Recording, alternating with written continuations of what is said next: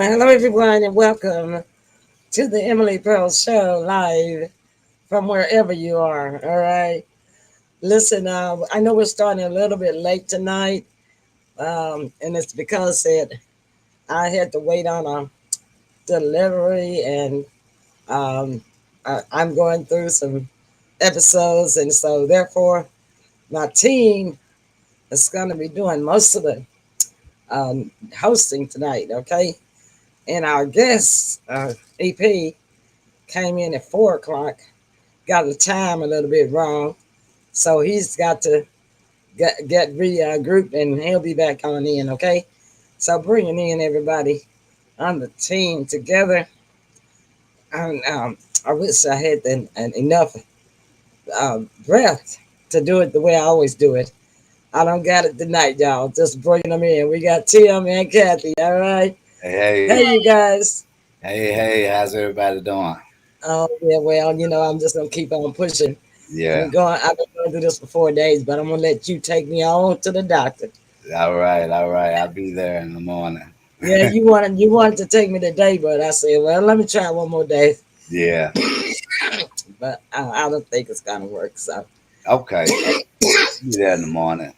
all right, you guys go ahead and take it away, All right. and I'm gonna go ahead and get this gadget fixed Okay, up, and I might be able to get through the show. okay. All right, Quite I'll the be back. trooper, quite the trooper there, Emily. All Yeah, I'll be back in just a minute. Okay.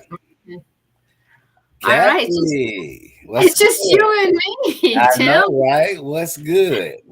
The military veterans are here, and Yeah. Absolutely. I didn't know that you served. yeah.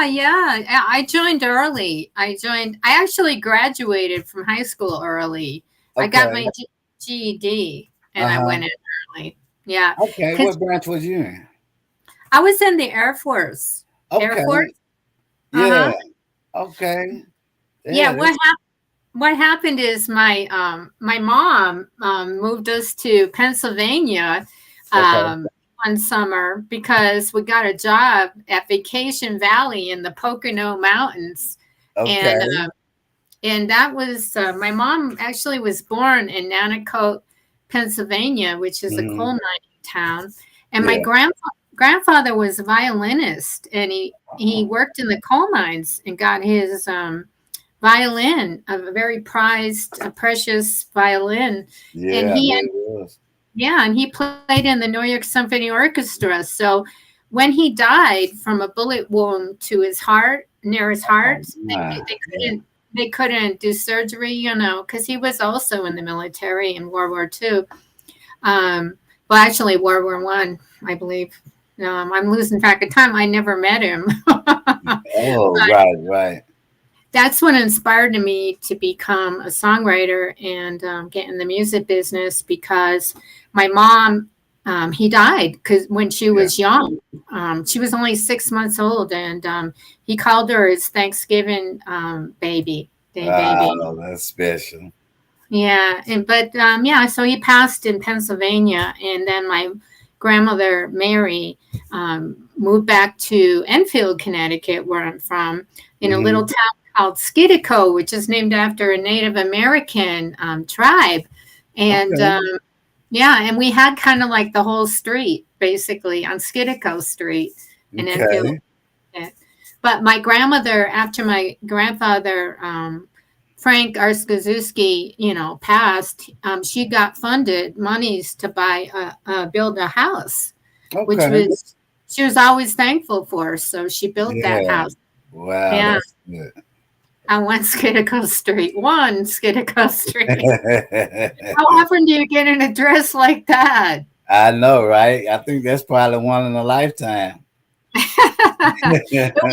It was next to a package store because in Connecticut they call liquor stores package Package stores. stores, yeah. Oh, Yeah. okay. So that was a lot of traffic then. Well, there was traffic actually because there was a main street, and I'm Right. trying to remember the main street now. But so there'd be like trucks that went by because we ended up buying the house after my grandmother had a stroke, and Okay.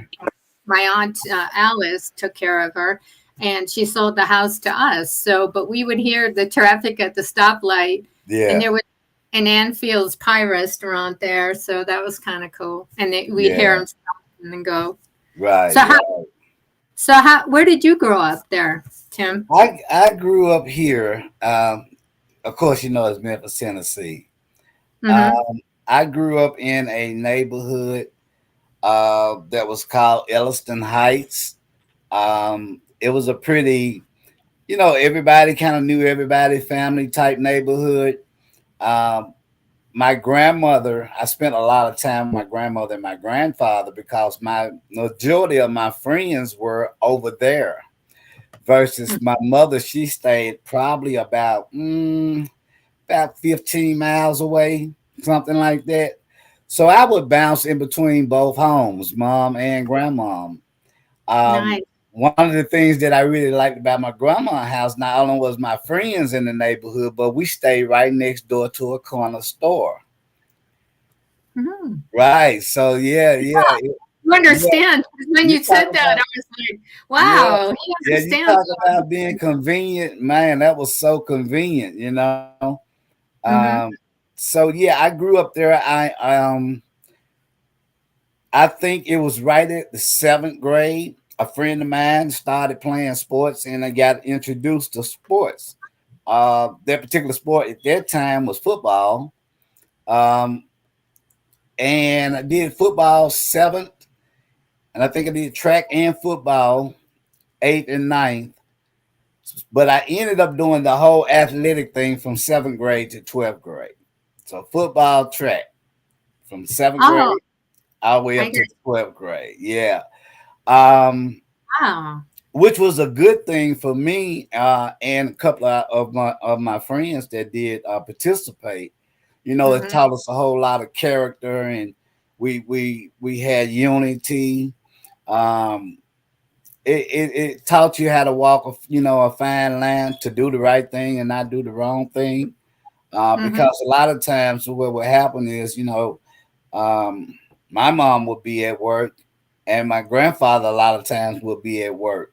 So that idle time, my sports took that up. I didn't have a whole lot of idle time because I was invested. And Yeah. yeah. So I did that from seventh grade to the 12th grade. After the 12th grade, um, my grandmother passed my senior year. Mm-hmm. So when she passed my senior year, we were very close. So it was very depressing, right? However, I had said that I would always attend college. So I did go ahead on to attend college. I did it for 2 years, just enough to get my associate's degree. Um, and right along that time, I ended up getting married. I I met, don't know how that happens. It somehow happens somehow in our military careers. We just yeah, well, somehow. what happened? We were actually going to the same college at the time, and that's how we met. Oh. Yeah, Mm-hmm. yeah. So because Wow. I didn't go into the service until I was like 25. I was 25 years old when I went in. But I already had a son at that particular time. I think my son was like 1 or 2, somewhere around there. So yeah, I didn't go in until I was 25. Mm-hmm. Um, I really wanted to stay my full term. I was planning on doing a whole 20 years in the service. But what happened, like midways, my wife was saying that the kids needed to, meet their family and whatnot because they had been away the whole time that I was in the service. So yeah, that's just a little bit about me. But you Yeah. went in early, Yeah. Yeah. I signed up. I got my GD. I was supposed to graduate in 1976, and I got it in 1975. And the reason I did it wasn't because I intended to join the military, actually, right? even though it was a great thing to do. Right, But when we were in the Pocono Mountains, and we started attending high school there, but we had left Enfield, Connecticut, Enrico Fermi High School, And I had been actually a football statistician, even though I didn't know what I was doing. Between me and my sister, we really weren't sure still, but we tried our best. It's hard to get volunteers, you know. Right. But we had to leave early, you know. And so when we went back home, they told us, you know, you can't count any of your credits, and you're gonna, you know, have to go to summer school or start everything all over. And we were good students because my mom was an English major and she was a teacher. Okay. So we were good students. She taught us at an early age, you know. Right. And we said, we can't do that, you know. We can't do that just for nothing when we've been going to school. So we didn't know what to do. So we couldn't go back to school because we didn't have enough credits. And it wasn't like we dropped out. In our junior year, actually, that's when we went to go. So we actually graduated 2 years early on our GED, and we thank our mom because she was a teacher. So we didn't even have to study for it. Yeah, that's impressive. Yeah, but we had to wait for the barracks to be built, you know, because they were having coming in the Air Force, and they started a real movement to get women into the air military, but they didn't have the barracks. So we had to wait 6 months, and we went on delayed enlistment. But they said once you joined, you get your benefits 6 months early, and you get everything else extra. Right. And that was just post Vietnam, actually. And we'd seen people, you know, actually go through wartime, official wartime. And that was not pleasant to watch, you know, the stats on the, you know, people on the wall. So, but we went through basic. It was kind of like the Goldie Hawn kind of movie. We made it, and we passed. Yeah, so you know what? I always wondered, when did that transition happen, because I really didn't like research that. Yesterday. Where's Plastic? All right, Plastic EP. Hello, Plastic. I'm doing great. I'm coming in from Melbourne, Australia. Before I start, I just want to explain the word Plastic EP so people know. The EPs were the extended play records of the 60s. Had a cover, 2 songs on one side, flip it over, 2 songs on the other, called extended plays. And John Lennon used to refer to vinyl as the word plastic. He never used the word vinyl, so that's where you get Plastic EP. All right. Works for me. It's so original. And you're also known as the EPs with you and your wife. That's right. Right? You have with Vicky and Monster Rock. Yeah, we just put out an album called Monster Rock Singer. That's doing really well. Got another one coming out. We've released 4 albums so far. And, of course, I've written over 2,400 original songs in my lifetime. And the first song came to when I was about 7, 8 years old. So it's been fantastic. And I've just hit 958 interviews now. So we're going for 1,000 and beyond. Wow. That's terrific. When did you start in music, Plastic? I started in music. Well, when I was around 7 years old, at elementary school, we call it state school here, but in America, you call it elementary school. My music teacher, we had a day where parents came to meet teachers, and the music teacher pulled my mum and dad aside. I remember it like it was yesterday, and said, listen, I've got to tell you that your son has a musical ear. So it started from there. And then when I turned 8, I remember walking down a street called Campbell Road and the corner of Burke Road near Camberwell Junction. That's a suburb, but I lived in East Hawthorne. And this song came out of nowhere. I mean, I just interviewed the Cowcells, the 3 surviving members of the Cowcells, and I told them the same story. And I said, I was walking down the street and this song comes into my head, and it was called Forget All I Said. And I can remember when it came in my head, and then I recorded it when I was 23 years old, and it never changed. And the song went like this. I thought you were meant for me. My eyes were misled. You had someone else I didn't know. Please forget all I said. Forget all I said to you. Forget all I said. Forget all I said with you. Please forget all I said. Right, that's the first verse and the chorus. The whole song came to me, and as I said, the way I sang it there is the same way I sang it at 23. I mean, it's unbelievable. And the songs just keep popping in my head. You know, right. I got a song called Hey Banana Sticky Groovy I wrote in the bath. Now, the reason why I'm saying that is I'm lying in the bathtub and I get these words coming. Hey, bananas, we think you're groovy. And then I wrote another song in the shower, right? So that just shows two things. You can write a song anywhere and you can stay clean in the meantime. All right. Scrub it down the tub. Yeah, works for me. All right. That's great. Well, do you have any questions, Tim? Well, we got plastic here now. That's excellent. Yeah, I'm sure you've done a lot of things and been around all around the world. I guess one of my favorite questions to ask is there anyone that you would like to work with that you haven't had the opportunity to work with? Well, I'm being quite frank, right? I grew up the Monkees. That's my time, you know, like 1967. They were the greatest thing in the world. And I'm 9 years old, so I understand music. And a lot of people, right, are born and they're born into ABBA or they're born into Michael Jackson or whatever. But it doesn't matter where you start in music, the people that you like, you end up at the Beatles.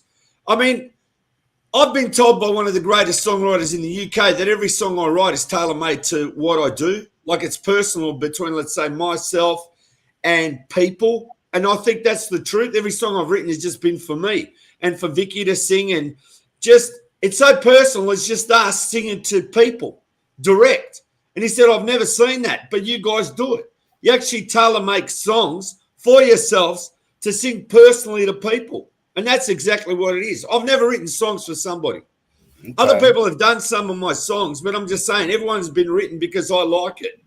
You know, the great thing about writing songs is, first of all, you say to yourself, can you write a song? After you write the first one, and that might have been the greatest song I've ever written, right, which is true, At Home. That was released on vinyl. After that, you think, can I beat it? And then came Hey Bananas, We Think You're Groovy, which is the most commercial song that I've written.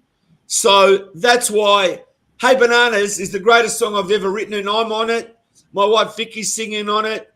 My friend Wally sings on it. And unfortunately, Wally passed away a couple of years ago, and I still carry on writing songs right up to this day. So let's say I've started writing songs from when I was 7, 8, but started recording in 1981, and I haven't stopped. So, you know, it's like the Rolling Stones. The Rolling Stones continue forever. You can call them the Rolling Bones if you want, you know, Right. because of their age. You get the joke, Rolling Bones. Yeah. Yeah, it's good. It's good. I didn't want to laugh too loud. But it was very good. Very good. Well, I know, Plastic, you've come to the U.S. I know. I've seen your... 4 times. 4 times. Yeah, so tell us about your trips to the U.S. Yeah, I want to tell you because it's really funny, right? First time I came to the US, I basically just got a limo, the biggest limo I could get, and just drive around the US and just film everything at the Grand Canyon, wherever, you know, Vegas. Just do video clips and get it all down outside the Sheraton Hotel. So that's the EPs coming to America for the first time as the EPs and just filming everything. And then I remember coming, we went to New York once, and everyone knows that when the Beatles came in 1964, that they got on 2 horses and a carriage and they went around. So it's custom to always get on a horse and carriage when you're in New York. So I ended up being in New York at about 2 a.m. in the morning, which I thought was like earlier Australian time, but it wasn't. It was 2 a.m. New York. So I started going down these back streets and people were taking out their rubbish bins. So I figured out, this doesn't seem too good, right? Let's go back to the main street, I said to Vicky, my wife, right? So we go at the main street. And then I see a lady on a horse and cart. And this is 2 a.m. And I said, can you take us for a ride somewhere? She said, listen, I'll give you the New York accent. She goes, I can take you around Central Park, be the last ride of the evening if you want to come. And I said, listen, I don't want the Muggers tour. I'm not coming on the Muggers tour. I go, if you can take me around the block into my hotel, I go, that's okay. And then I said, how much is that? She goes, that's about $200. I said, listen, it's the end of the night. The horses are tired. You're tired. You want to go home and you want to feed the horses. I'll give you 35 US. She goes, you want 1970 prices? I go, yes, I do. And she said, and I said, my wife is 5 miles down the road. You can see her. She's screaming and shouting while I'm so behind because I'm talking to you. She doesn't like horses. Can you do it for $35? She goes, all right, I'll do it for $35.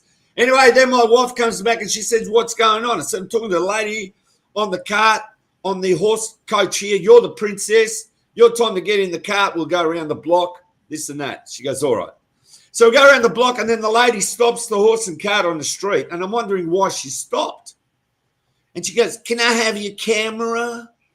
And then I look around, look behind me, and I see New York, Times Square.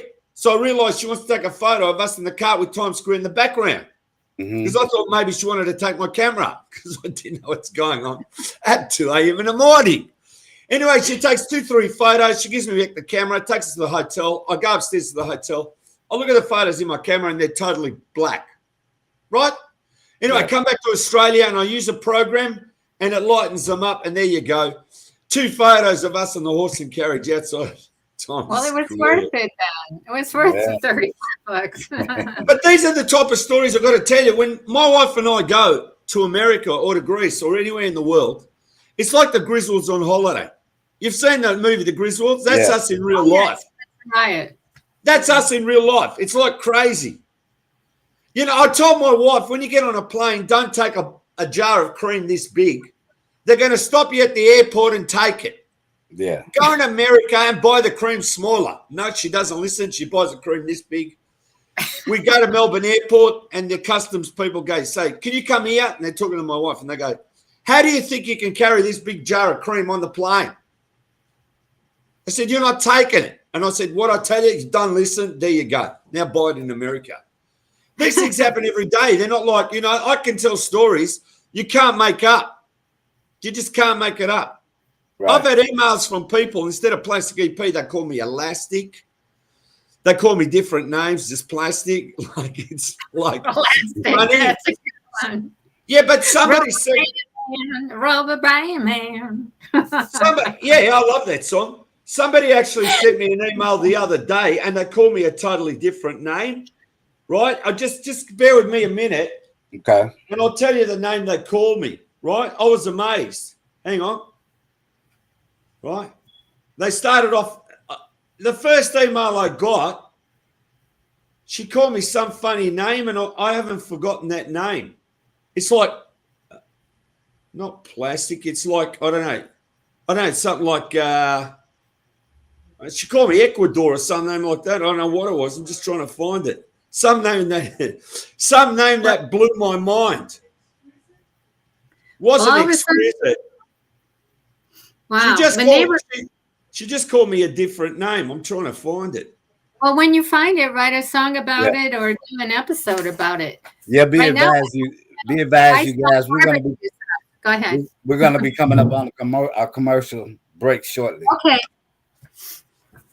Well, when we go for a commercial, I'll look for it and tell you what it is. Okay, when we come back. Thank you.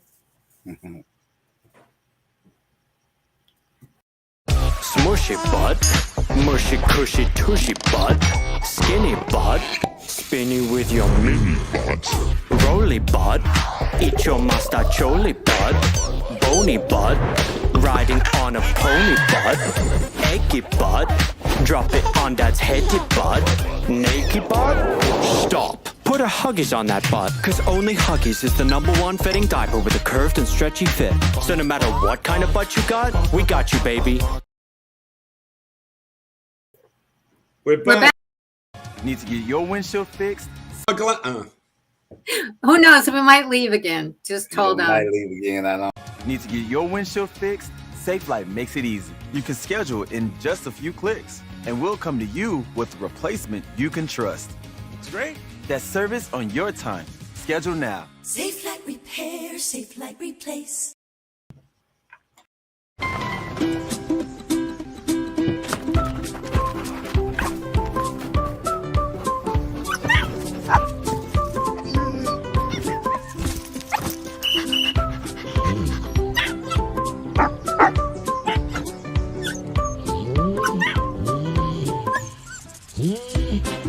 Love is bigger than ever. The 3-row Subaru Ascent. Dog tested, dog approved. Love, it's what makes Subaru Subaru.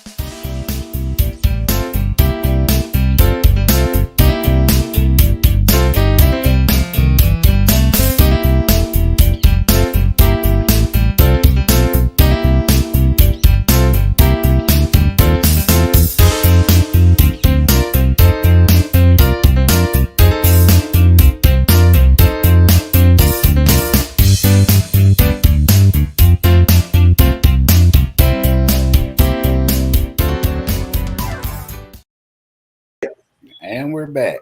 Hey, we're back. You know, I got Vicky here. I'm telling Vicky to come and say hello. Come and say hello, Vicky, to Kathy. Just come here. You're part of the EPs. Hang on a minute. Just wait. We got both EPs. Right, take this. I've got a dust. I'm one of the EPs. Don't put That's the all right. I do that quite frequently. That's my Zen moment. Hi, how you doing? Hi, everyone. Good. How are you? You both make such an adorable couple, I have to tell you. Every time I see you both in your promos, like, you know, when Plastic by the piano and you guys signed the autograph thing, I just love you both. You're just so adorable. We love everyone in the US too. Nice to meet you. And all over the world. Lovely to see you all. Okay. He's grabbed me while I'm doing the house cleaning, you see. Oh, okay. Okay, you still look I don't know how you do it. Well, lovely to see you all. I'll put you back onto Plastic. All Bye. Bye. Bye. I guess what, guys? I didn't have any medicine for my nebulizer. I didn't know I needed any. Oh, okay. Well, hello, EP. Hello, how are you? Well, I'm trying to do better, and it's nice to meet you. I had to come in for a little bit just to say hello, and I've been listening to you. And just want to say welcome, and we're so happy to have you on the show tonight. And I heard you were a bundle of bluffs, and I can see that's true. So your reputation preceded you. Thank you, Emily. I'm really enjoying you. And so we got some, our fans are enjoying you too. Ernestine from Michigan says hello. That's and we've got a couple of Michigans in here, and Memphis folks in here. Chance, where does Chance live? And where do you live now, EP? Melbourne, Australia. Oh, Australian. I thought I saw that Australian accent.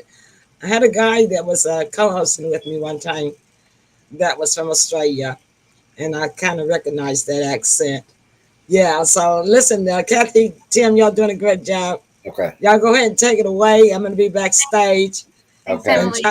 And try to figure out what type of medicine it is I need for this nebulizer. All right. Good luck with that. All right. So, Plastic. So, My Kind of Girl. I love that song too. Why don't you talk about My Kind of Girl? Well,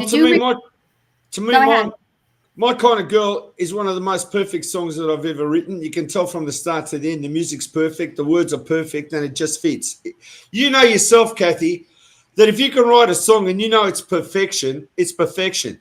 That one is the most perfect song. And you got to understand, writing American pop, Western country song like that and doing it from Australia for America, you got to understand, I might be Australian. But when I come to America, I feel like I'm an American and I'm at home, like I'm hanging out with you guys. I feel so really at home. Even Vicky said that. She said, you just blend in here perfect. And I do. It's no barrier because I'm in Australia. I mean, you got to understand, I grew up, let's say, with the Monkees who did country and Western songs from Mike Nesmith. So my influence has always been pop, country, Western. But to do it from Australia and give you back your sound is like amazing. And My Kind of Girl is that kind of song. Like when Vicky and I sing all country and Western superstar, right? That's a dedication to every pop, Western pop singer in America. Like, for example, all the women like Tammy Wynette, Dolly Parton, you know? Yeah. Johnny Cash. I mean, it doesn't get better than that when you can do something like that and pay homage and tribute to the artists of the US. Right. So for me, it's a buzz to have done all that. Because the idea with the EPs was when we started in like 78. Well, 78, I started with Plastic EP in the Records. So we did punk for a year, 1981. Then in 82, I said, this name's too long, Plastic EP in the Records. It's like Cliff Richard and the Shadows. I'll keep Plastic EP, dump the band name, the Records, and let's just call ourselves the EPs, the extended plays. It's easier. And the thing is, what we did is, we just wanted to write songs. That's all we wanted to do. We performed live. We did things. But the main emphasis was let's keep writing songs and don't stop. Because if someone discovers us, you're not under pressure then if someone says, oh, can you write songs? Then you got to think, oh, I've got to write songs now. The idea was write as many songs as you can, as quickly as you can, and in every spare minute that you did. And that's why I was able to reach and release over 100 albums, right? And 2,400 songs plus original. I mean, I've done it for myself. I haven't done it to compete with anyone. That's just me being me. That's the great thing about it. Okay. Well, you went to Vegas, so that must have been exciting. Tell us about Vegas. That was really exciting because you go there and you go to the hotels and you see the nightlife and you see the people going around, and you can see that that's the entertainment capital of the world. And it's just a cool place and great meals to eat as well. You can just keep yourself occupied 24/7. Time doesn't matter. Yeah. Yeah. That's definitely Las Vegas. Now, go ahead. You're also like Viva Las Vegas. Absolutely. That's right. Yeah. Yes. So, so we interviewed Chesney Clare. You and I, we've done some podcasts together, and we did that same rendition. But you know what's great too? As I said, Kathy, a lot of you people are related to the Presleys, so you know, it's a king. That's right. And you were one of the first to do a podcast on Elaine too, Elizabeth. Yeah, that's right. She's great too. Yeah. Ooh. So what was the best interview you've done? Because you have a TV show about the charts. What's the name of it again? Go straight to the top of the charts. That deals with a lot of people from the UK, which is amazing, because the people in America haven't heard of the artists in the UK. Right. There's a guy called Barry Blue, and he did a song called Saturday Night. And because my parents were Greek, he's the only one that's done a pop song, right, in the early 1970s that has a Greek bouzouki playing right through the song as the highlight of the song. Right. Dancing on a Saturday Night. Go to YouTube and watch it by Barry Blue. Okay. Mm-hmm. Cool. There's a lot of other artists. There's too many to mention, right? The drummer of Slade, right? The drummer of Status Quo, yeah. Like we do these musicians that are right up there, but they come on the show and they just have a buzz with us. You know, we have a laugh and we have fun. That's what it's all about, having fun and having a laugh. Right. You know, I'm on the net now and I'm enjoying it more and more now with only 42 shows to go to 1,000.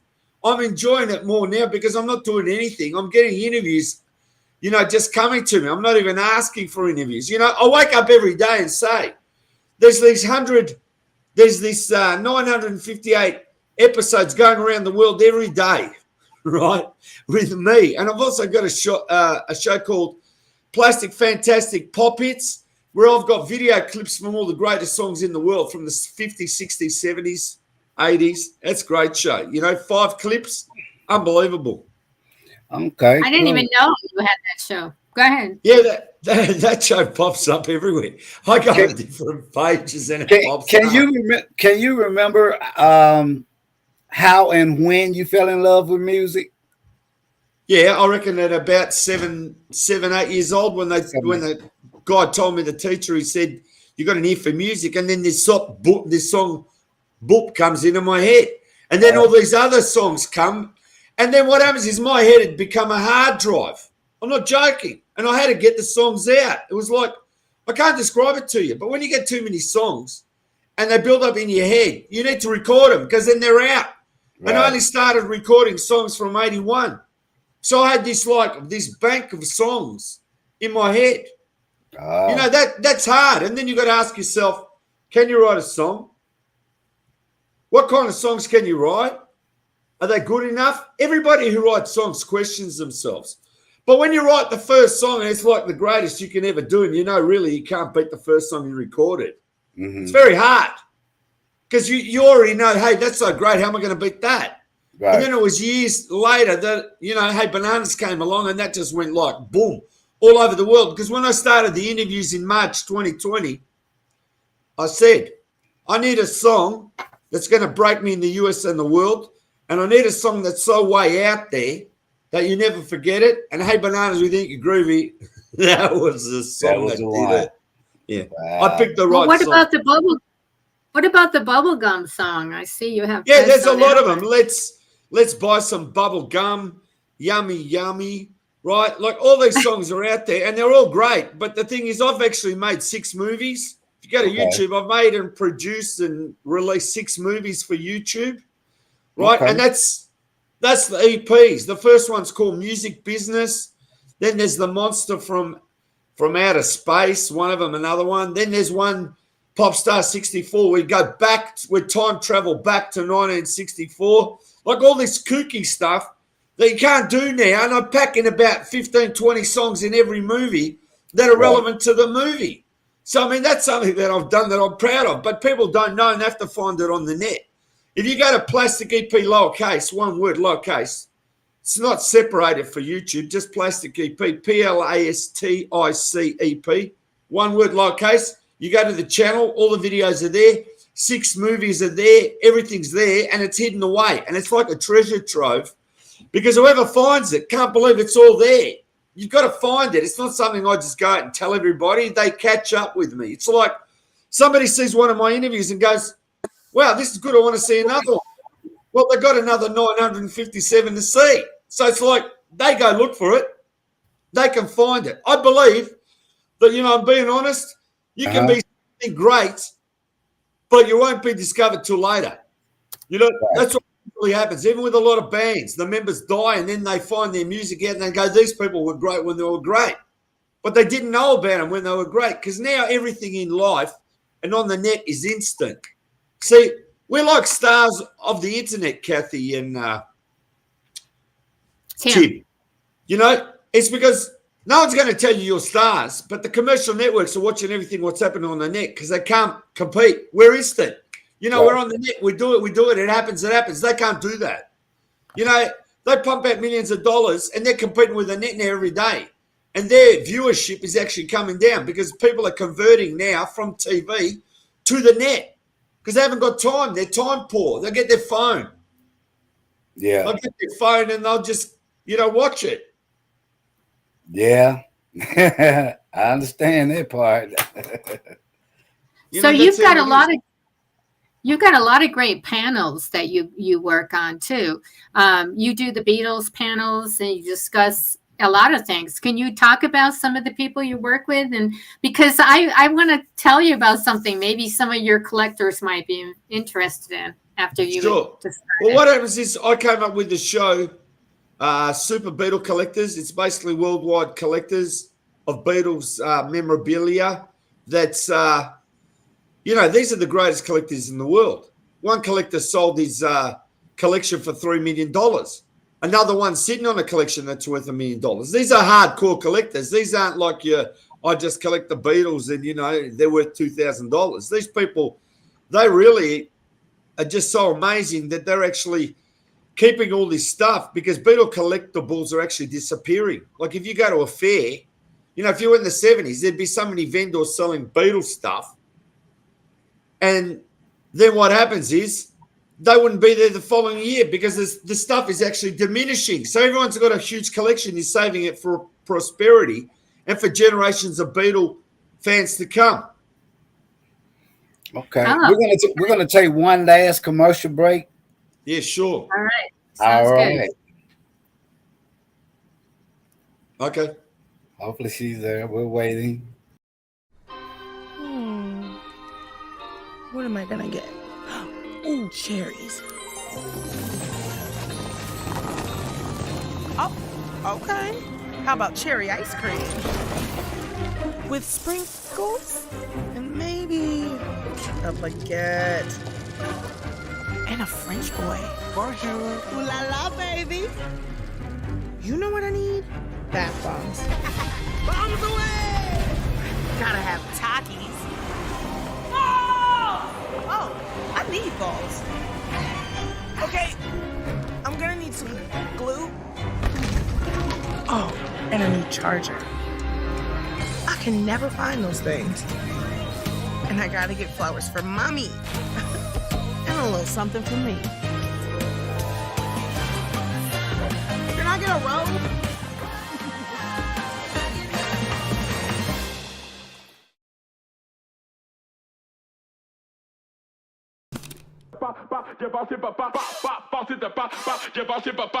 Welcome to the Shack 12-Week Shred. My name is Rock Shabazz, and I'm here to take you through the same program that I made for this guy right here. This program is without a doubt a huge reason why I was able to get fit and stay fit. If you put in the work and stay consistent, you just might be able to keep up.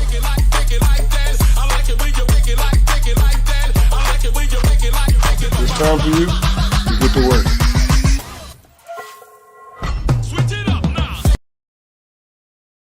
So, are you going to Amy's wedding? I don't have the money.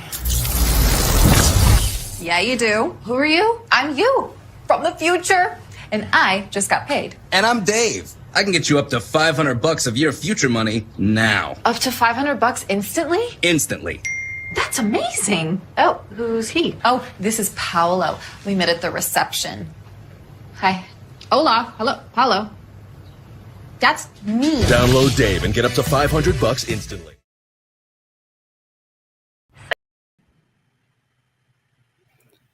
All right. We're coming back. And we're back. All right, super cool. So anyway, yeah, I want to tell you, I have a friend who has 6 of the original songs of Elvis pressed on blue vinyl. And I also have a friend who's looking to sell for a friend a Beatles album on blue vinyl, an older one. And I can't remember what the other one was. It could be Johnny Cash. It was probably country. But yeah, so I don't know who I'd approach about that, but you have connections. So, maybe I could send you pictures of it, etc., information about it. Mm-hmm. Yeah, sure. But you also got to understand on Facebook, there's something called Marketplace, and most people sell everything there. Mm-hmm. And it's free to sell. You just put a picture of it, and you see how quick it gets sold. Yeah, but what if you want like the top dollar? Top dollar depends on the article, right? If the article is so great, you go through an auction house. I mean, if it's so valuable, like a contract for the Beatles that they signed with Brian Epstein, that would go through Christie's or something like that. Okay, all right. What were you going to say, Tim? Oh no, go ahead. You're on point. Oh, okay. Yeah, all right. That makes sense. Okay. So I can say I talked to you about it. But I'll still send you the picture if I get it. Of course. You send it to me and I'll send it to collectors. I've got to tell you now, it's very rare that Plastic EP wears the Plastic EP outfit. This is the Plastic EP outfit, right, which I only wear now for special occasions or shows. And this is the true Plastic EP, how he is, and that's how I am in the film clips. And as I said, I put this jacket and top away, and it's stored only for special occasions, just so you know. So when you're watching those clips, this is what I'm wearing. This is what I'm wearing in Vegas. This is what I'm wearing in Hollywood. This is what I'm wearing everywhere, just so you know.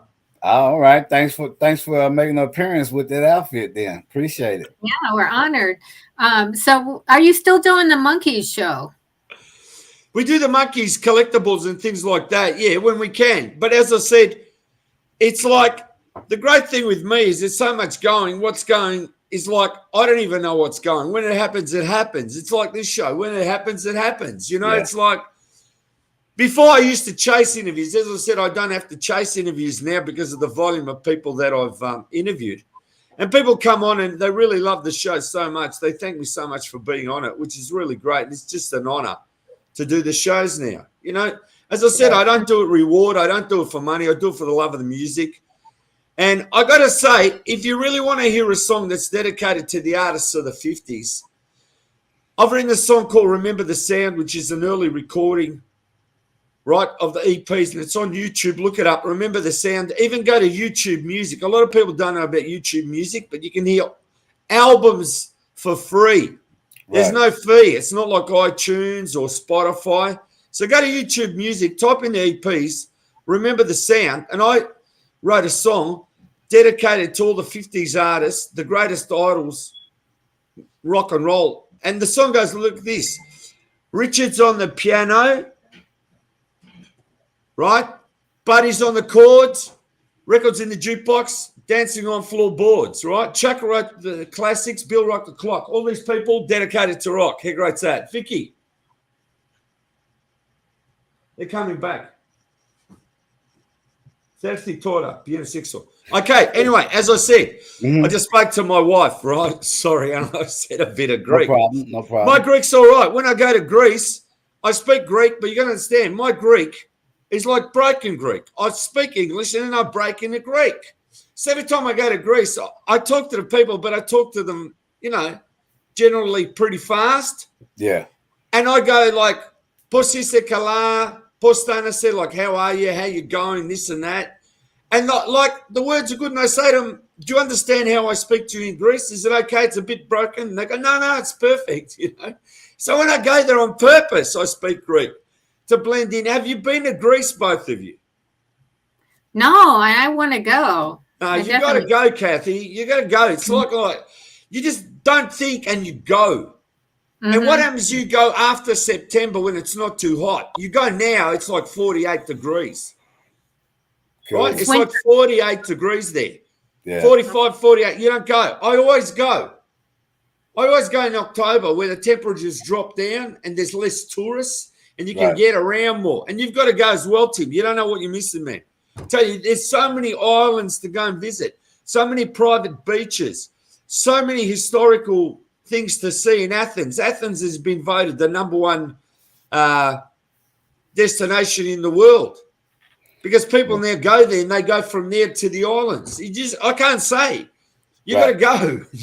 Well, there's so much history there. I went to an island. I'll tell you something. I went to an island called Paros. Now, what a lot of people don't know is there's another island that's 15 minutes away. You go by ferry, Antiparos, and apparently Tom Hanks has got a house there with his wife. Antiparos. I should have gone to visit, but I didn't, right?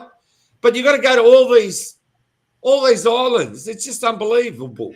Naxos, Rhodes, you don't know what you're missing. Yeah. So let me ask you this, EP. Coming from the era that you come from, how do you feel about music in today's status? Today you don't have to go to a studio. You pretty much can record from home. You really don't have to have a manager unless you take off. You're able to put your music directly out. So how do you feel about the era and where it's come from? I think it's the best era now to do your own stuff. And what you got to do is don't listen to no one. Just put out your stuff. If you like it, just put it out. They like it or they don't like it. That's up to the people. Yeah. I don't mark commercial success by money. I'm being honest. If I write 2,400 songs and people can remember me for 5, I'm very happy. But the point is I want to do everything so that I've experienced everything.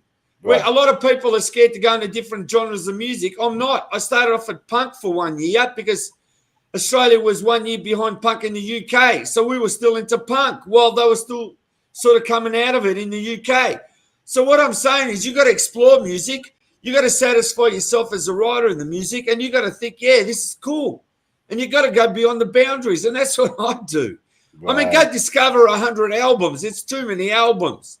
So then what I did is I made this thing called EP's Mania and cut it down to about 25 albums of just the greatest songs. So you don't have to go looking for different albums. The point is I discover my own songs every day that I've forgotten, that I've written. And that gives me a buzz. Now, do you record with the same people or do you record with different people? No. What happens is I recorded with a band, right, when we started out, right? And then what happens is, unfortunately, in the EPs, most of the members have died. So Wally, who was a great musician, recorded with me all the time, but he passed away from a heart attack a few years ago. Now, right, I brought my nephew in. He's classically trained. He's like a concert pianist, right? The guy's like, and about 2 years ago, I turned him on to pop. I said, don't worry about, the masters and Beethoven, and he can play them all. So let's do pop songs. And he just jumped at it. And he's just become a natural. I'm so proud of him, He's my nephew. And he just gets right into it. Right. EP, let me ask you this. How do you feel about we have the technology AI now. Yeah. a lot of people are for it and a lot of people are against it.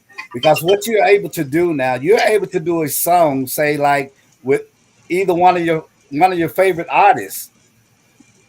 You know, so how do you feel about this AI technology? I'll be honest with you. If you're into AI, good luck to you. I've got nothing against it. Personally, myself, I haven't got time to do AI and get into it and sing with my favorites and that because I'm too busy doing my own thing. Gotcha. Plus, Plastic EP has got so much going on at the moment. Yay! Plastic. Keep it coming. What is I got so much going on in the morning. I can't get up like day and night. I don't live a normal life. I'm actually a cyborg on the net. I'm not lying to you. You know what it is getting up all hours of the night because you're doing different time zones, England, America, wherever. I even did a Beatle band that was in Russia. Get for a Beatle band in Russia. And I love doing the extreme. And I love having a life where when you come on the net, that's where you live. I live on the net. I'm like a human cyborg that lives on the net. I did it for 3 years. And I'm still doing it. I can't tell you. It's true. I can relate. Have you seen that movie Tron with the guys in the machine? Oh, you talking about Star Trek? No, a movie called Tron, Tron. It's an old movie where the guys. Yeah, I remember that. It has a lot of motorcycles and stuff in it. Yeah, I haven't seen that one. Well, what happens is like locked in a computer, and that's how I feel. I feel when I'm in cyberspace, I'm at home. There's no end, there's no start, and I'm just like out there in cyberspace, like 100,000 miles ahead of everybody. Yeah. This is how I feel. I'm just lucky I started in 2020 in March. You know, it hasn't stopped, and I want to tell you a story. It's true. I was doing so many interviews day and night that I was very lucky I wasn't killed in a car accident because I fell asleep at the wheel. Oh, no. Yeah. I was driving out of Melbourne 1 hour and I had someone with me and I was gone. I was asleep at the wheel. Oh, and he didn't panic. He didn't panic. He held onto the wheel and said my name softly and I woke up and then I made a turn. Right? It's not a joke. But then I realised, hey, you know, don't go driving if you stay up at night doing interviews because, you know, you can't do it. Once I got that through my head, no worries now. Yeah, that's what I like about, you know, internet. Technology can help us with things like that. Yeah, because we're still human. That's the problem, you know, like your body has to, how can I say, I just rock out of bed and go straight into the interview. And the great thing that I got going for me, you can't see my eyes. So whether I'm asleep or awake, I'm still doing the interview. Right. Yeah, that's true. That's true. Okay. Talking in your sleep, huh? Mm-hmm. Well, I know you said that, you know, we can find you on YouTube Music for sure. Plastic EP, all lower case without any space. Where else can we find you now? Where else are you? Because I was looking for your links. I couldn't find them. No, that's all right. I just want to say Plastic EP, one word lowercase, is the YouTube channel for the videos and songs. But if you go to YouTube Music, because a lot of people don't know about YouTube Music, put the app in your phone. You're listening to every album for free. There's no subscription service. Type in the word the EPs, everything's there. That's great for all your fans out there, Emily. Yeah. Because people don't know about YouTube Music. Why pay money if you can get it for free? Well, I didn't know it was free. I didn't know it was free. Yeah, you can. And they also got Google Music too. Yeah. For free. Yeah, I have the YouTube Music for free. Yeah. And they have Google Music for free too. Wow. Okay. And they also got Google TV for free too. Oh, okay.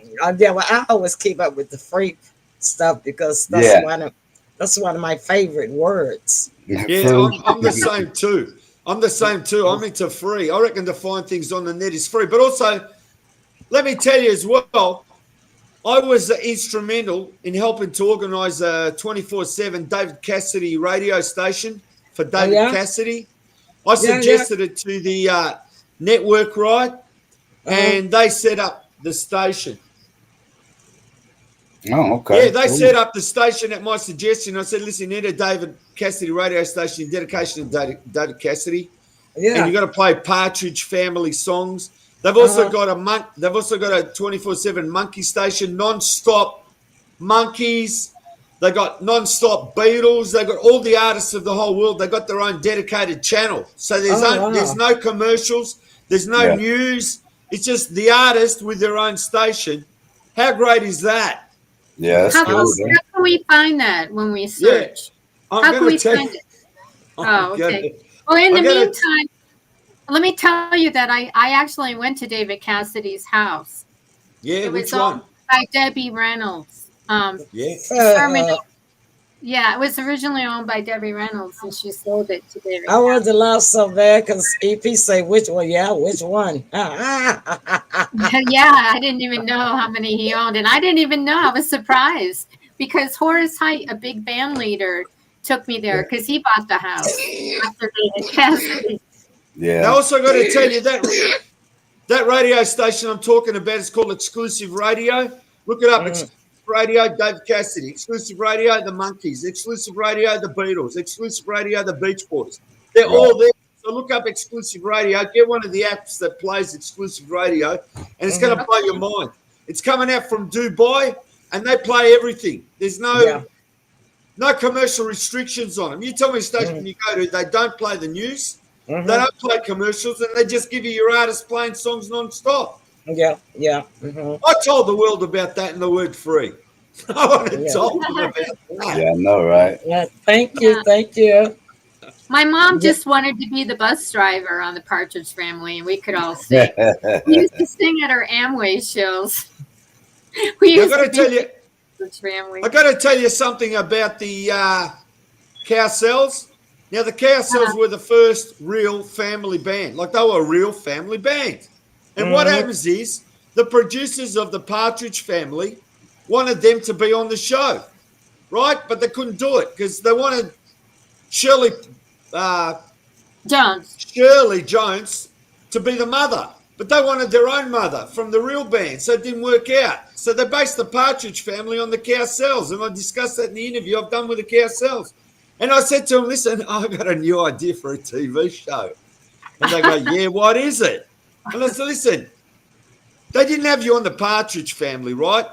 How about you use the word instead of the word partridge, family, how about the word valley from partridge? No, ridge is like a ridge. You know, you go over ridge. Let's change that word to valley and call it Part Valley Family. and you have no... We don't drive around in a bus. We drive around in a limo because we're rock stars. Yeah. Okay. Well, just one other Partridge Family thing. My daughter Rachel actually lives near Shirley Jones, and we walk by it sometimes. Yeah. And not only that, I said you don't need your parents in the show, so it's just you guys and me as Part Valley Family. And they go, when are we filming this in Sydney? I go, it's only an idea, but if someone wants to do it, I'm all for it. And they go, yeah, we're all for it too. We want to come and tour in Australia too. They're great. Those three remaining members are just the best, you know? Yeah. Just love them. Well, do you ever have time to do any footage? Do you do filming as well? Well, as I said, I've done 6 movies that I produced and filmed on YouTube. Right, and at the moment, as I said, I did videos, but now I've slowed down with too much. I got too much on, Emily. It's just like I can't tell you. I wake up, I don't have a normal day or night. It's like it's good. It's like, you know, the greatest thing is when you do an interview with someone. Yeah. And you know you're the only one that did that interview, and you've got it. For example, if you did it on Zoom, pre-recorded it, then you've got time to edit it, but to do a really good job like the commercial network. So when you release it, it's just like, I can't tell you, it gives me the biggest buzz because I don't get paid. But when someone sends me an email and say, I really enjoyed your interview, like, man, it was a gas or it was groovy or just made my day, that's just enough to make me personally happy. Gotcha. Yeah, Chaz from the last show, he's here watching Plastic. Chaz Tour. Yeah, that's cool. Hey, Chaz. What's up, Chaz? Yeah, Chaz has been here ever since the beginning. Yeah. I was hoping that Tim would read out the comments from the chat. Oh, sorry about that. That's all right.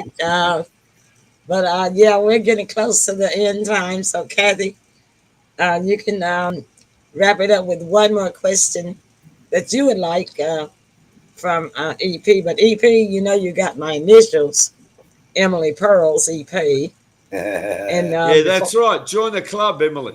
yeah, and before I retired, And hang on, Elvis Presley. There's another one. He's in the group another too. EP. Elvis Presley. There you go. Yeah, when I was in the workforce before I retired from my job, my coworkers never called me by my name. They always called me EP. Yeah, there you go. Yeah, and I remember you mentioning that. yeah, I want to share that with EP before he goes. But I gotta have you back on again. Yeah. So that when I'm feeling better, because you crack me up. Yeah, be my pleasure. Be my pleasure. But I want to say hello to Chaz, one of your listeners out there, and I just want to say, you know, when you look back, and we're all here to entertain people, and that's what we do. We do it indirectly, non-directly, but you know what? I can tell all of us here is such a great bunch that we actually care about everyone that watches the show, and you can feel the love from this show going out to all the fans out there. I mean, I already feel it, and I'm here in Melbourne, Australia. I mean, how great is that? Yeah, I know. That's what's great. Can you tell us about your your monkeys poster? Because it took a lifetime to get that. Tell us what about happens is in 1967 I bought a monkeys poster, original one. It was like Hollywood personalities or something like that, personality posters. So I bought two of them. So I'm in elementary school in 1967. I took one poster and I made a mistake. I cut around the silhouettes of the bodies of the four monkeys. Yeah. Took it to school. It got destroyed, never came back. So I only had one poster left. So from 1967, I kept it on my wall. And then like 56 years later or something, I eventually got it signed by all four monkeys, like in person. Right, I was able to get Mickey and Peter to sign it when they were here in Melbourne, Australia. Then I got Davey was the first one to sign it. He did a show like a convention here in Malvern Town Hall here in Melbourne, so he was the first to sign it. So then I had Davey, I had Mickey and Peter. All I needed was Mike. And then what happens is in 2018, I think, the monkeys came here and I was able to organise Mike Nesmith to sign, and he signed the poster, and that is my most valuable poster. And I said to my wife, if there's ever a fire in my house, please get out of the way so I can grab the poster, and I'll try and grab it away. Now that's really funny, I tell you. Good one. That is too funny. Okay, so listen, I'm gonna let you guys close the show, and because my medicine is on the way for me to put into the nebulizer. I was able to find it, Kathy. Oh, good! I'm so glad. Online at the CVS, and so she's shopping now. They messaging me, so it should be here around 9 o'clock. So, but I'm gonna let you guys finish up, so I won't be coughing all through the show. Okay. EP, thank you so much, and I'm gonna I'll have you come back. Thank you, Emily. When I have breath, okay. No, it's all be here. Thank you so much, Emily. And I just want to tell you, all your fans love you. Just look after yourself. Thank you so much. Yeah, you know, I appreciate your support. I get more international support. When I first started in radio, all my support came from UK, Australia, Turkey, a lot of other countries, Germany. And I really love my international support. I really do. That's great. And thank you again. All right. So we'll let you go, Emily. Oh, take care, Emily, please. All right. Take care. Okay. So what would you say about the Australian fans as far as dedication to music and groups and bands, EP? Because they're pretty loyal, aren't they? Describe that. See, here in Australia, it's like we got our own culture. But you got to understand, in the 60s, we looked to American culture like the beach movies, because we're very beach orientated because we're surrounded by water, like coastline. And a lot of Australians live on the coastline. They live next to the water. They don't live out in the middle of nowhere. You know what I mean? In barren Australia, wherever it is. Everyone lives everywhere, but a lot of people just love living on the coastline, the beach. So the beach culture is very close to us. So growing up in the early 60s, all those beach movies, 62, 63, with Frankie Avalon and Annette Funicello, they mean something. Yeah. And they used to have a dance called the Stomp. It's a different kind of dance. It's like our own dance. Look up the Stomp in Australia and you see people jumping and moving on the beach like a dance you've never seen before. But as I said, it's all happening along the beach coast. And who doesn't love the Beach Boys, honestly? Get up in the morning, listen to a song from the Beach Boys, and you're in your car and you think you're surfing. Isn't that great? Yeah. Yes. All right, Kathy, I'll let you close it out. Okay, well, everyone's going to have to check out Plastic EP and the EPs. Yeah. And they're also going to have to check his TV shows and his group panels. Yeah. I mean, you are truly dedicated, Plastic. I don't know anyone who works as hard as you do. I appreciate that. They can go to Facebook and just look up Plastic EP Live TV. They can look up the Facebook page, Plastic EP. But if they want to know, there's a lot happening on my personal page, which is just called Daniel Sam. And the profile picture is a monkey's bubblegum wrapper. Can't miss it. Become a friend on that or any of those other pages. And it's just fun. It's all about fun, Kathy. And I just want to say, doing interviews with you, as I said, because we've done so many shows, it's just how can I say? I pay tribute to you and acknowledgement that, you know, it's just been such a great ride. And it's been a pleasure meeting you, Tim. And as I said, everyone just keep their eyes and ears open for shows that are up and coming because you know the best ones that come, Kathy. The best ones are still to come. Yeah, well, you're so motivational, and we just love you. No, yeah, we can't thanks so much. resist but love you and your beautiful wife. Yeah, thanks Thank you so so much much. for coming by, sharing your time with us. We're looking forward to having you on again.